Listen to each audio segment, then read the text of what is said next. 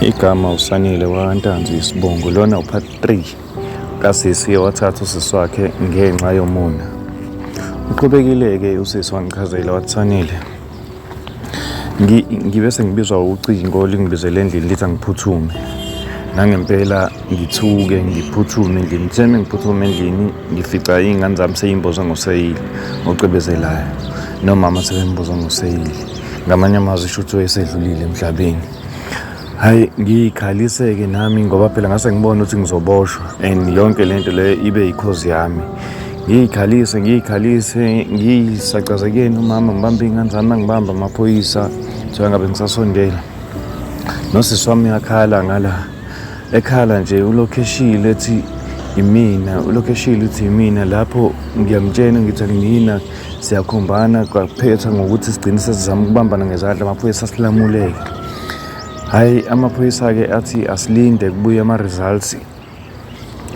Kuzomele silinde kubuye ama-results okuhlola kwemzimba ukuthi ngabe yini ebeyimbangela yokuthi bashone kabuhlungu kanje.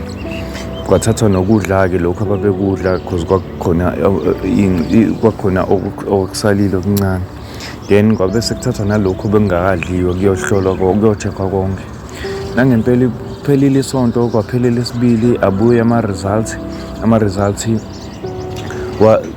atholakala ukuthi imizimba ibi-positive. Kahle kahle imizimba ibidlisiwe something ushave okubulala. Lapho vele bengazi kuphela ukuthi kwaphambana iy'nkomishi ngoba konke lokhu ngithi ngibekele usisi wami. Hayi, cace ukuthi kuthiwa icala-ke khona icala lizovula lokubulala. Abasolwa kwakuyimina nosisi wami.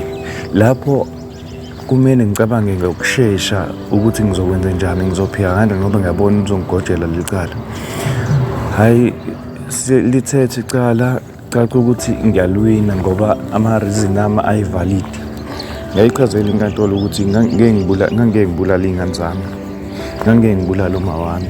Yebo, ukudla kwakuphekwe yimina, kwaphakwa yimina, ngakubeka efrijini, but angazi umuntu owafaka ushevu wasenikeza iy'ngane nomama ngoba mina ngingaphakelanga bona, ngangiphakele mina nosisi wami kuphela.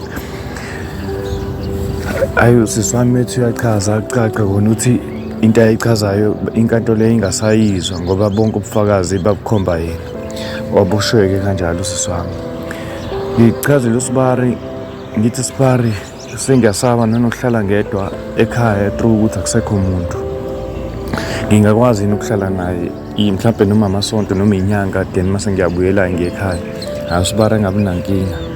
Uthe ngolunye usuku kungene uSibari, asiqale siyixoxele nje noSibari, sengiphakelile vele sengifaka into yokukhulisa uthando ukuthi iyangibuye ngamanye amehlo. Nanempela adle uSibari, medle uSibari. Mase yakhuluma-ke uSibari ethi yazi wenza iphutha ngokuthi ashade umbulali.